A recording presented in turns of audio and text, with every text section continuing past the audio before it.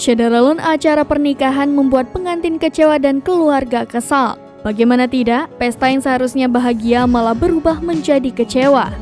Sebuah peristiwa tak terduga terjadi di pesta pernikahan di Vietnam. Sepasang pengantin kaget ketika mendapati 350 amplop sumbangan dalam kondisi kosong. Ternyata uang sumbangan dalam amplop-amplop itu telah dicuri. Tak tanggung-tanggung, jumlah uang yang dicuri mencapai 78 juta rupiah. Polisi kota Ho Chi Minh Vietri, Vietnam mengatakan bahwa agensi baru saja mengeluarkan keputusan untuk menuntut kasus ini pada Kamis 8 Desember 2022.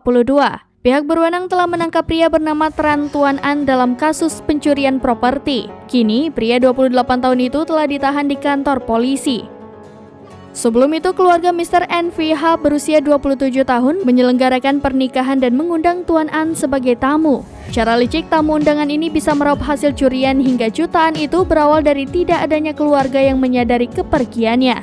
Padahal, diam-diam pria itu sengaja pergi dari pesta demi mencari curian.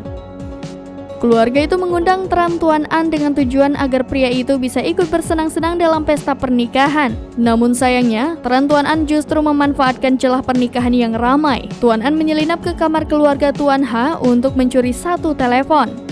Tak puas mencuri satu telepon, pria itu kemudian berinisiatif untuk mencuri barang lainnya. Namun dia tidak menemukan barang yang bisa dicuri, lantas kemudian Tran Tuan An mengalihkan fokusnya ke amplop pernikahan.